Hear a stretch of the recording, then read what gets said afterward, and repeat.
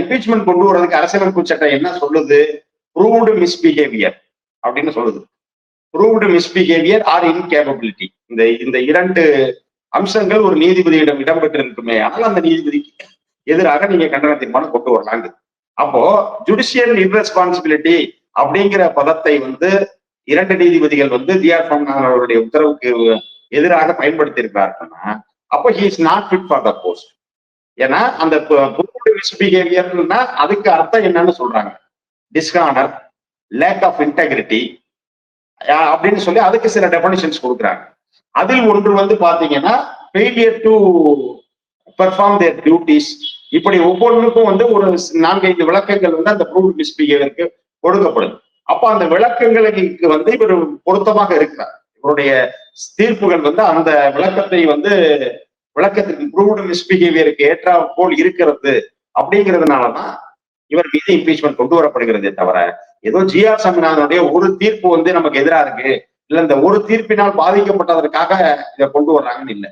இது நான் சொன்னது ஒரு 2 வழக்குகள் தான். இது மாதிரி இன்னும் அவர் கையாண்ட வழக்குகள் நிறைய வழக்கு சொல்லிட்டே போகலாம். தஞ்சாவூர்ல இருக்கிற பக்கத்துல மைக்கேல்பட்டின்னு ஒரு ஊர்ல ஒரு பள்ளியில் வந்து அரியலூரை சேர்ந்த ஒரு மாணவி வந்து தற்கொலை பண்ணிக்கிறாங்க. அப்போ அது உடனே வந்து அவர் என்ன செய்யறாருன்னா, அந்த குறிப்பிட்ட மதத்துக்கு எதிராக, அந்த பள்ளிக்கு எதிராக கருத்துக்களை எல்லாம் சொல்றாரு. அப்போ இது மீண்டும் மீண்டும் இவருடைய தீர்ப்புகள், இவர் பயன்படுத்துகிற வார்த்தைகள் எல்லாமே சர்ச்சைக்குரியதாக இருக்கிறது. அப்போ அதே மாதிரி வந்து இவர் மீதான புகாரை வந்து ஒரு வழக்கறிஞர் வாஞ்சிநாதன் என்பவர் இவர் மீது ஒரு புகாரை வந்து இந்தியாவுடைய உச்ச நீதிமன்றத்துடைய தலைமை நீதியரசருக்கு அனுப்புறாரு.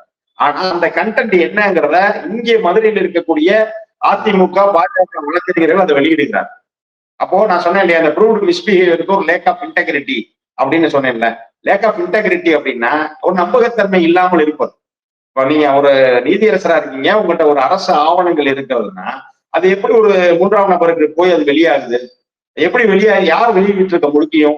வாஞ்சிநாதன் அவர்கள் புகாரை இந்தியாவுடைய உச்ச நீதிமன்ற தலைமை நீதியரசருக்கு அனுப்புறாரு. அப்போ அவரை வாஞ்சிநாதன் அவரை அனுப்பிய அந்த புகார் மனுவை யார் வெளியிட்டு இருக்க முடியும்? ஒண்ணு இந்திய உச்ச நீதிமன்ற தலைமை நீதியரசர் வெளியிட்டிருக்கணும். இல்லைன்னா அவர் வந்து உங்கள் மீது இப்படி ஒரு புகார் வந்திருக்கு, விளக்கம் சொல்லுங்க, அவரு சம்பந்தப்பட்ட நீதிபதியான ஜி.ஆர். சுவாமிநாதனுக்கு அனுப்பியிருக்கணும். அப்போ அவர் வந்து அதற்கு விளக்கம் அனுப்புறதுக்கு பதிலா இவர் வந்து இந்த மனுவையை இங்க வெளியிட்டார். அப்படிதான் நடந்திருக்க முடியும். ஆக அப்ப அது என்ன, எதை காட்டுதுன்னா, நீங்க வந்து நம்பகத்தன்மையோடு இல்லைங்கிறத காட்டுது.